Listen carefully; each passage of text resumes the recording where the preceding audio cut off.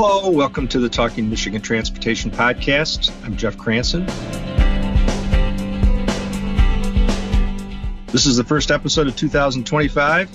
I hope everybody is settling in to a new year and all that goes with it. It's pretty cold in Michigan right now, so it's hard to think about major construction projects and roads and bridges, but we know that people are hard at work planning those, and part of that planning also includes MDOT's Office of Economic Development, which plays an important role, sometimes fairly quiet behind the scenes, in helping communities that need road improvements very specific to certain businesses and job creation.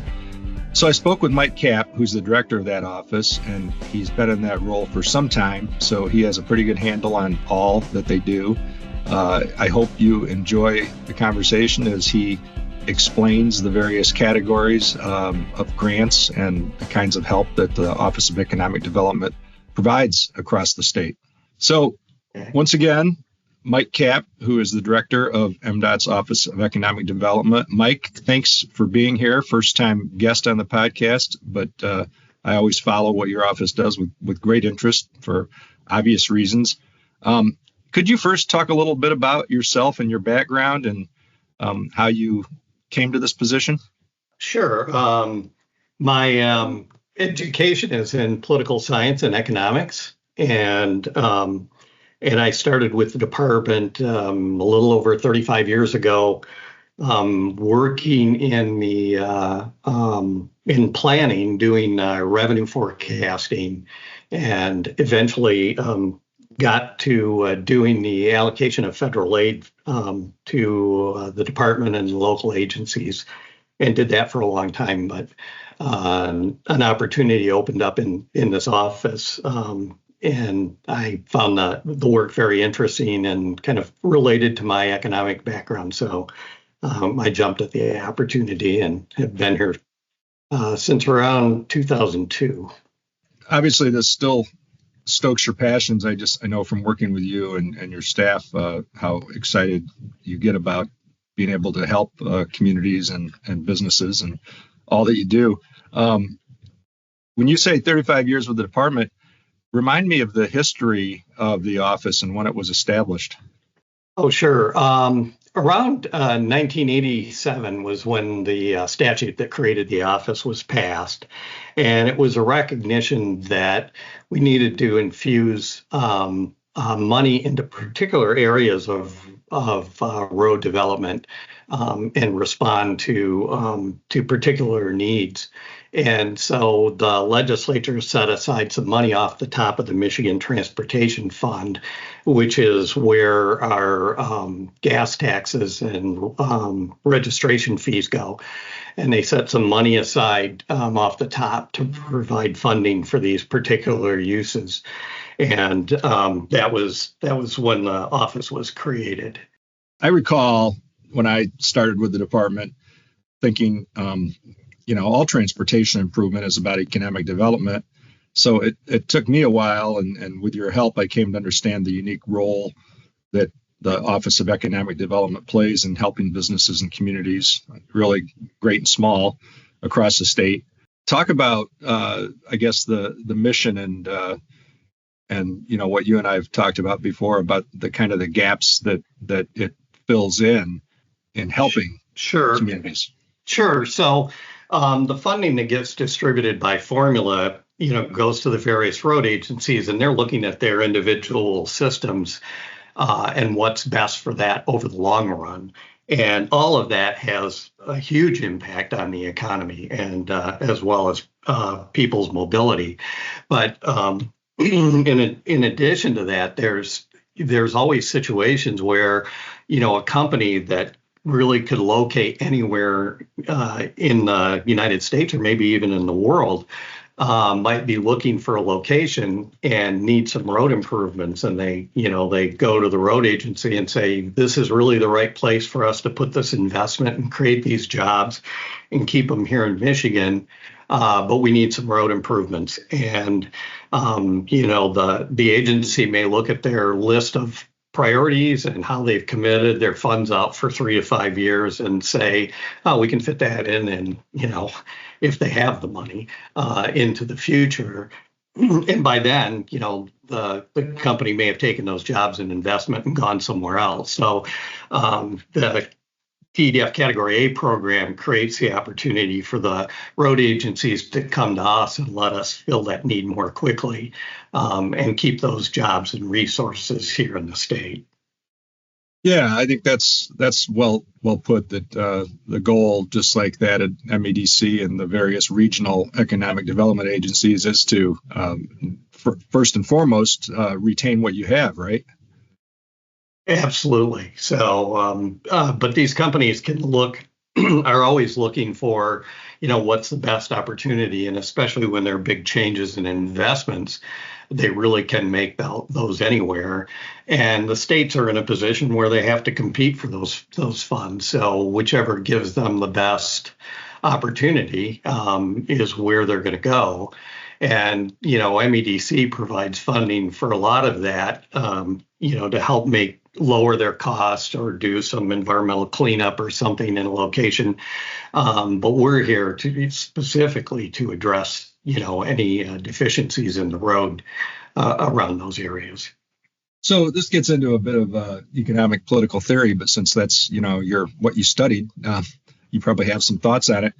You'll hear various people over the years, administrations come and go, and lawmakers come and go, and some deride any incentives and say, we shouldn't do that. And the counter argument to that is that we can't unilaterally disarm when all the states around us are offering incentives.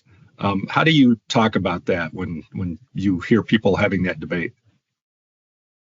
Well, there are two parts of that. One is just the overall environment. The only way we can put states in the position where they don't have to compete for these very specific investments would be if somehow it was prohibited at a federal level. So as long as it's not prohibited, then, Ohio is going to come in and try to get those jobs and investments to come there. And as long as they're going to do that, if we didn't do that for a long enough period of time, eventually it would erode our manufacturing base and our sources of employment. And most of those are the kinds of businesses that have a lot of spin-off activity. They create, not only jobs, but jobs for people servicing the people who work in those jobs. And so they are really important to the economy. And there doesn't seem to be we don't really have a good solution as to how do we get out of that competition. It's what we're faced with.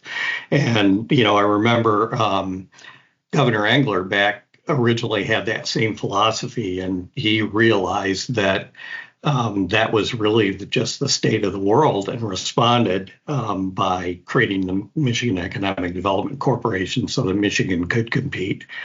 The other thing I would say is that we never provide, specifically for the TDF Category A program at MDOT, we never provide direct subsidies to any companies. The money always goes to a public road agency for public roads.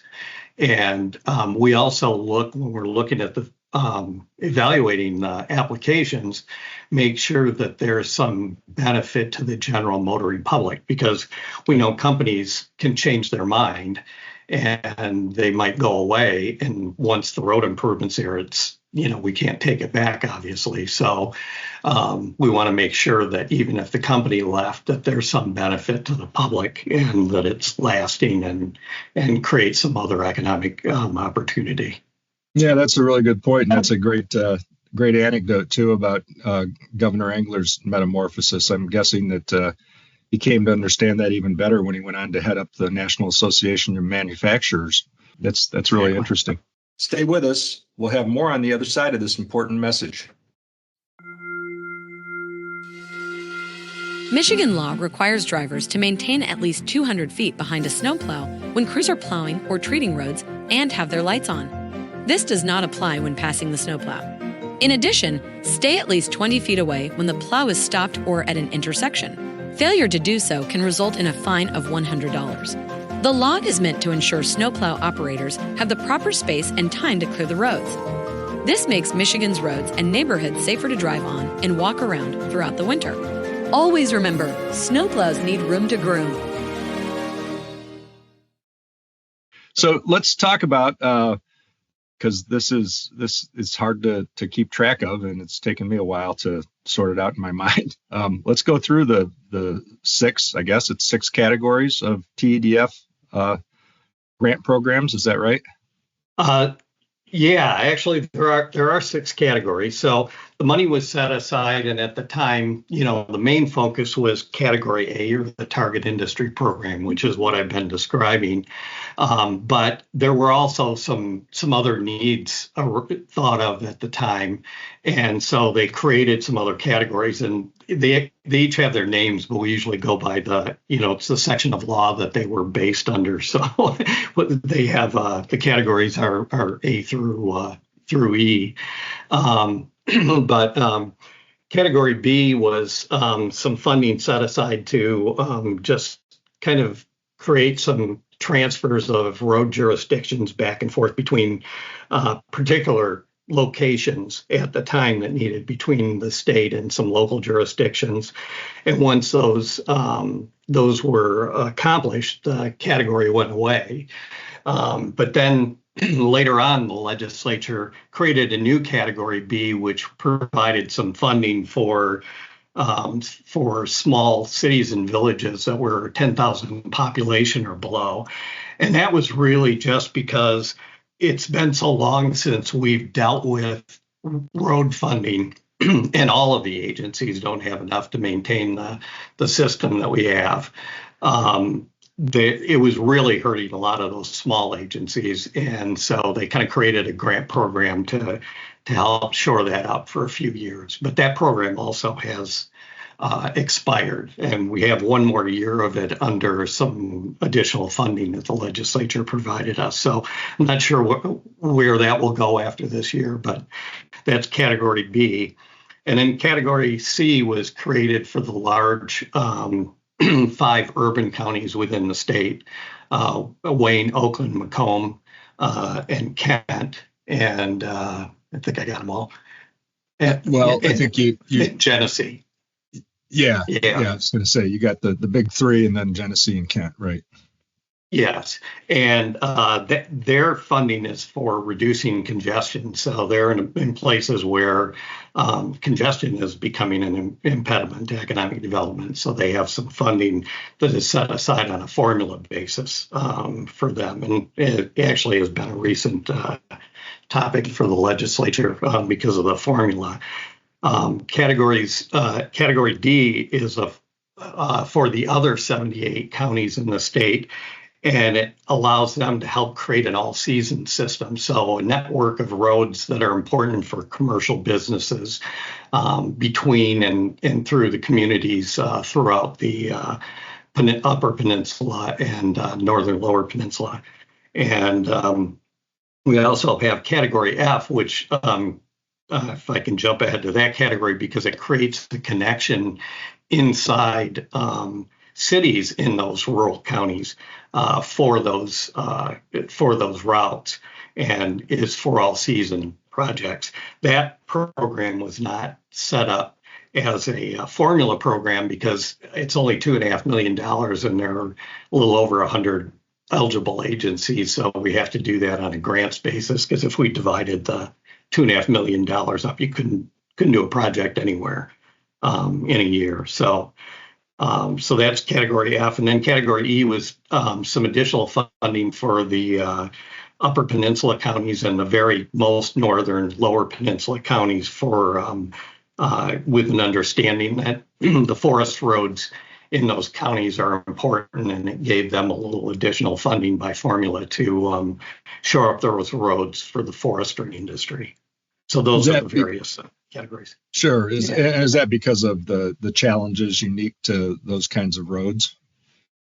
Yeah, exactly. I mean, some of them are basically two tracks through a forest, and so they can can help improve those roads and make sure that we can, continue the viability of the forest industry in the state, which is an important industry.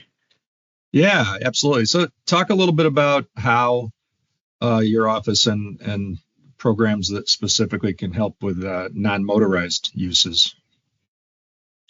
Sure. So we have the Federal Transportation Alternatives Program, and that provides funding through a grant process for bicycle and pedestrian facilities and historic transportation preservation, as well as they fund our Safe Routes to School program.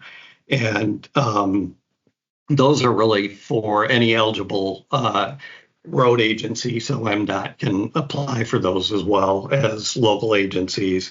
And it's, really a recognition that our transportation system is about mobility, not just about moving cars, but moving people and giving them access and connections to various transportation. Yeah, and that I think that often confuses people because people think that that's anything related to trails obviously is a DNR thing. Can you talk a little bit about that relationship and how your office and others at MDOT work with the DNR in partnership on those things? Yeah, so we provide trail funding that is primarily for transportation, so it's getting people from one place to the other. And the DNR, is focused more on recreation. And really, you can use the same trail for both things. So the more trails that are available that connect places and get people from place to place are also available for them to, bicycle and walk and get exercise, which is, really important as well to people's health. So we coordinate with the Michigan Department of Natural Resources with their funding, and agencies can apply for both fundings, and we kind of work with them. Our staff works with their staff to help agencies sort of figure out how to coordinate both the timing and the all the various eligibility and requirements that come along with each program. It wasn't long ago that it seemed that we had to explain the economic benefit of cycling, for instance. There was a time when we would hear from skeptics that that's just a waste of money, and when you talk about the DNR's focus being recreation and what MDOT can do for these things being economic development, I know that the latest estimates are that cycling in Michigan is like a $668 million economic benefit. So I've noticed just in the last few years that's turned around, and you don't hear from those skeptics anymore like you used to, especially in northern counties where they've come to realize that their businesses and others really want support for cycling and for hiking and other things. So you must feel good about that. Yeah, that's absolutely right. I think a lot of the reason people didn't cycle and walk in the past was because we really didn't have the facilities for it, and it can be a the roads are actually available to everyone. They're supposed to be there for all users, but I think it's kind of a scary thing walking down a busy road or even biking down a busy road. So now that we're providing those facilities, people are taking that opportunity, and they're seeing the benefits and also seeing the boost in the economy and in tourism.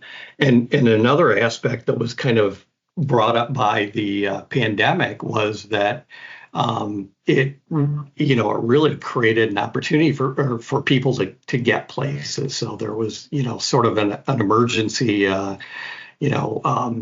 access that people could get because they could use the trails, and more people started doing it during the pandemic when they were trapped at home. Yeah, that's a really good point. There was a real connection there between what you just talked about needing to accommodate all users, which is why we have a complete streets policy in Michigan. And Amy Matizoff, who worked in your area and headed that up, and really I think took it to new heights with her passion for it. And now she's part of a different structure, an umbrella called Public Affairs, where she's a Deputy Director of Public Affairs overseeing government relations and policy. So I think that her background with the things you're talking about are going to be even more helpful. So lastly, I wanted to talk to you about the 2024 accomplishments. Your staff put together a really nice list, and our graphics folks created a very easy to read infographic that wraps it all up. So could you talk a little bit about some of those accomplishments? Yeah, absolutely. We are required to put together a annual report, which we do, goes much more in depth in all of the stuff that we do for the Transportation Economic Development Fund. But not everybody wants to leaf through, that long document. And so we put together this one-page accomplishments that primarily shows each of the categories and the amount of money that has gone into and the number of projects that they each have supported. And it's significant because there are matching funds. And so it's a pretty significant amount of money that goes toward these road projects. And the Category A projects are, I think one of the things I like that this document shows is that along with these specific projects that we funded in 2024, there was $4.5 billion of private investment that went along with that was supported by those projects. And there were 4,414 jobs. So again, these are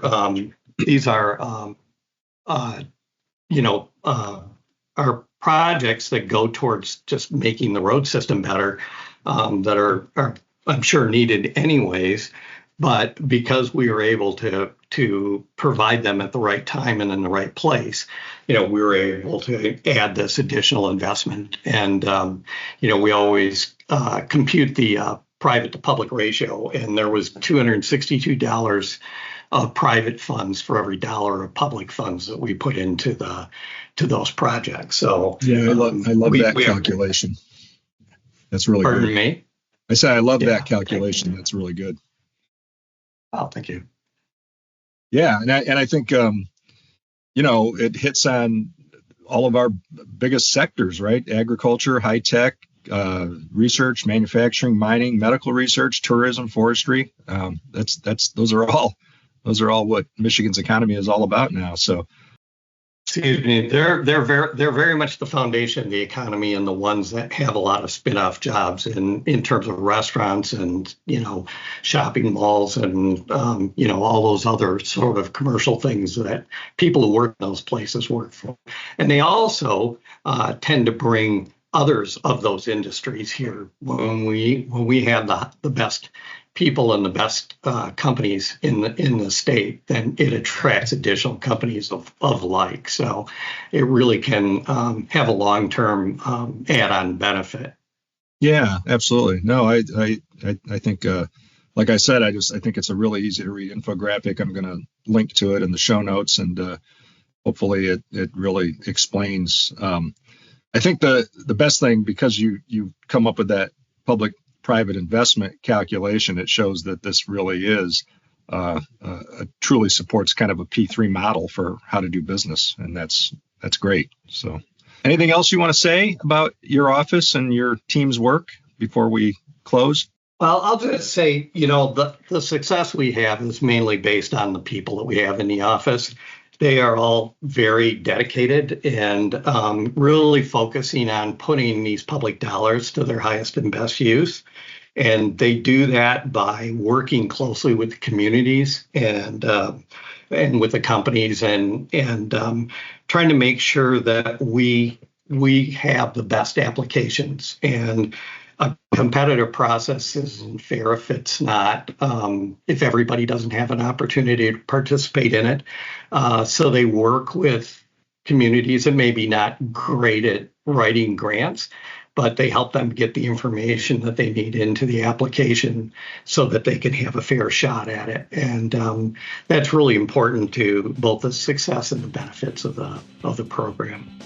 Yeah, and I think, the outcomes hold their own rewards when you see something come to fruition and see those jobs created, but nobody knows what goes on along the way. There's a lot of difficult conversations, and any degree of government oversight can often be tense, and it's hard work, but I hope it's rewarding work. Yeah, I think it is, and they're a great group to work with. Yeah, absolutely.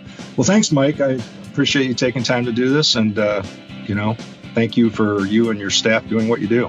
Anytime, John. Thank you.